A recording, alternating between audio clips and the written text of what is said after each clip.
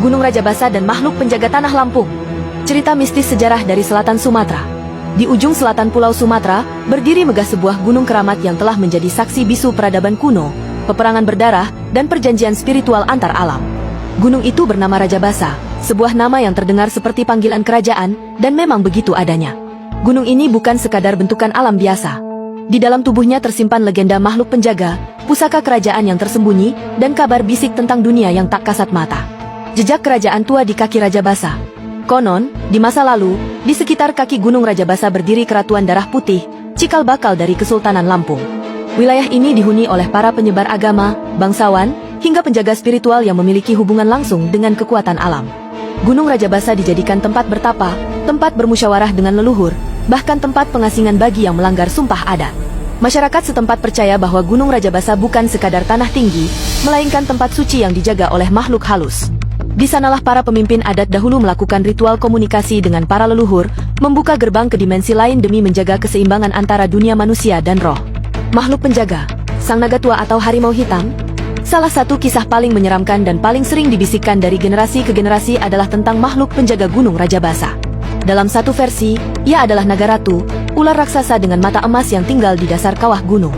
Dalam versi lainnya, ia menjelma sebagai harimau hitam raksasa, penjaga gerbang gaib yang hanya muncul saat darah ditumpahkan secara tak sah di sekitar wilayah sakral. Beberapa pendaki yang nekat naik tanpa izin adat mengaku mendengar suara geraman, tapak besar yang membekas di tanah basah, dan hawa dingin yang menusuk hingga tulang. Seorang saksi mata bernama Pak Darman, warga asli Kalianda, pernah bercerita bahwa ia melihat bayangan besar melintas di antara kabut saat mendaki dini hari. Bukan manusia, bukan hewan biasa. Matanya merah, tanah bergetar saat dia lewat, ucapnya sambil merinding. Penjaga gaib dan larangan leluhur. Dalam masyarakat adat Lampung, Rajabasa dikenal memiliki titik-titik tertentu yang tidak boleh dilalui sembarangan. Ada jalur-jalur tertentu yang disebut jalan para leluhur, hanya bisa dilewati oleh mereka yang sudah menjalani ritual pensucian atau memiliki darah keturunan keratuan. Di salah satu puncaknya, terdapat sebuah batu datar yang disebut Batu Pandita, tempat biasa para tetua dan pemangku adat melakukan semedi. Menurut cerita turun-temurun, mereka yang melanggar larangan adat akan didatangi dalam mimpi oleh sosok tua berjubah putih, membawa pesan, atau dalam kasus terburuk, kutukan. Pada tahun 1987, seorang arkeolog asal Jakarta menghilang di wilayah puncak gunung ini saat mencoba menggali struktur batu yang diyakini peninggalan megalitikum. Ia tidak pernah ditemukan, dan tim pencari hanya menemukan alat-alatnya berserakan, serta bekas lingkaran tanah hangus seperti bekas api, meski tidak ada tanda-tanda kebakaran. Perang melawan penjajah dan peran gaib Rajabasa. Ketika Belanda dan kemudian Jepang datang menjajah tanah Lampung, gunung ini menjadi tempat persembunyian, pusat perlawanan, dan markas para pejuang rakyat.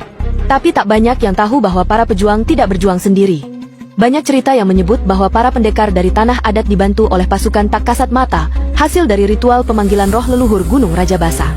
Bahkan, satu laporan tak resmi dari pasukan Belanda menyebutkan hilangnya puluhan tentara di lereng gunung tanpa jejak. Mereka dikabarkan mendengar bunyi lonceng dan teriakan dalam bahasa yang tidak dimengerti, sebelum semuanya menghilang dalam kabut tebal.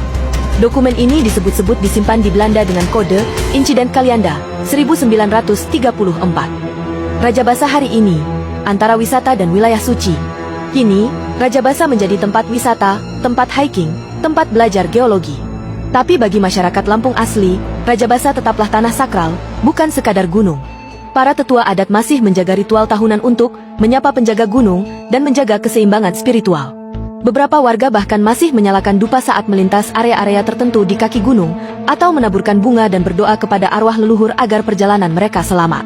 Mereka percaya, selama manusia menjaga etika terhadap alam dan leluhur, maka penjaga gunung akan tetap melindungi wilayah Lampung dari segala bencana. Namun jika dilanggar, sejarah menunjukkan bahwa kemarahan gunung ini bisa memunculkan bencana, baik yang tampak maupun yang tak terlihat. Suka cerita ini?